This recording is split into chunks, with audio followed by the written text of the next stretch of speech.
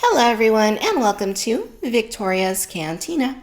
Today we're having a look at the Hasbro Star Wars The Black Series 6-inch scale Snowtrooper. I picked up this figure along with this entire latest wave of Black Series 6-inch figures from BigBadToyStore.com. For all your toy and collecting needs, visit Big Bad Toy Store. There is a link down below. So finally, we have a very classic trooper design from the original trilogy. I'm really excited to have this. I love the aesthetic of Snowtroopers, and it's great that we finally have a wave of figures that has several original trilogy characters in it. And the packaging here is the same Black Series theme we've seen before. You can see the figure in there. You can see the accessories in there. You got a render of the character down below. Side of the box gives us a look at his profile. Opposite side indicates that this is number 35 in the line. And at the back, we get some information about the Snowtrooper. Snowtroopers are stormtroopers trained for operations in Arctic conditions and equipped with specialized gear to protect them against cold.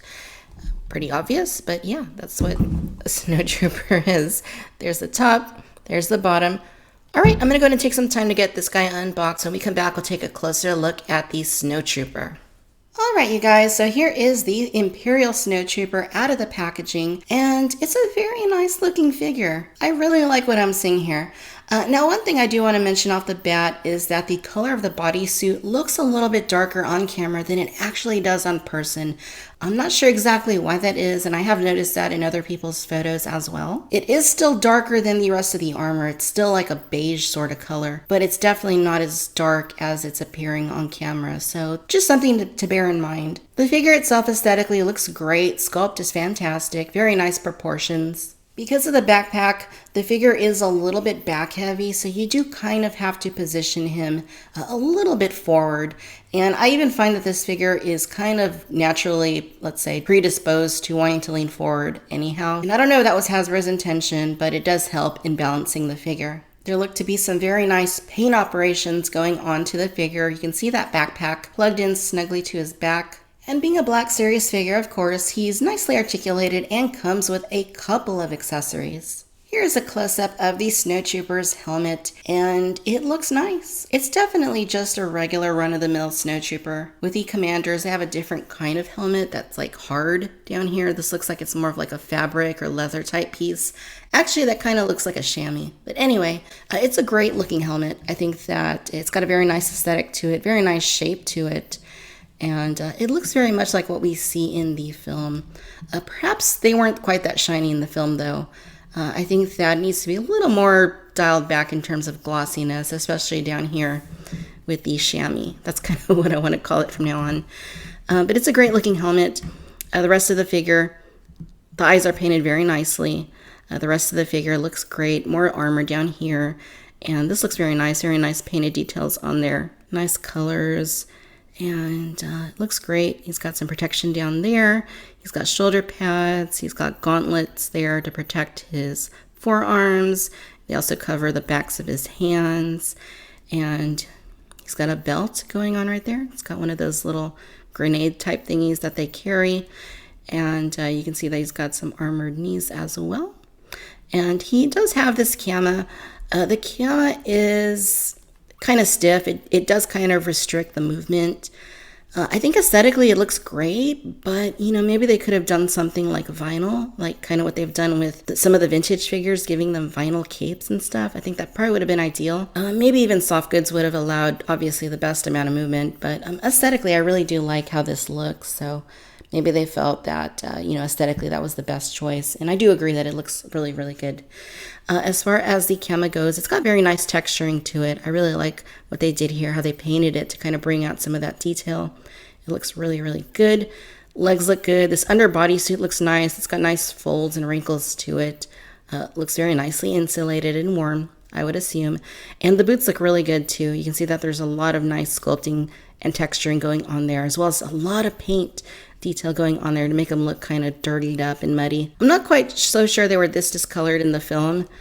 I assume that they did get a little bit dirty, but I know that Hoth was mostly snow and stuff, so I wouldn't expect that much mud on there. But either way, it does look great, and I really like what I'm seeing here. Now, as far as that backpack goes, you can pull it out, just plugs in there at the back. And it's a very snug fit, so it's not going to go anywhere. In terms of articulation, we get a ball joint here at the head, though as you can see it is very stiff because there's just not a whole lot of clearance for any kind of meaningful movement. You can swivel it to the sides a little bit, and you can kind of tilt it up and down slightly, but that's about as best you're going to get with it. At the shoulders, we have ball joints, and they do move very nicely. There's no interference with the head piece.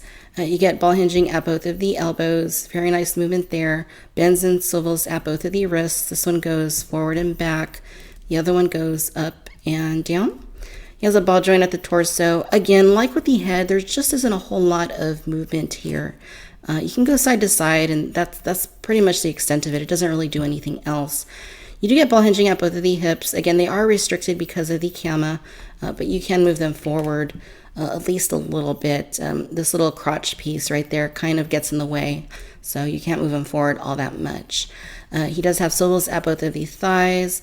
You get double bends at both of the knees. Again, it's kind of hard for me to move them because of that cama, but just to demonstrate. And then down here at the ankles, you get ball hinging along with rocker swivels. So very nicely articulated figure overall. In the way of accessories, we get two of them. This is the Imperial Issue Blaster. It's pretty standard. We've seen this before. We also get this longer rifle. This is the same one that came packed with IG-88 a couple years ago. And it looks nice. It's got especially a nice color to it, just to make it look more metallic. And he does hold both of the weapons very nicely.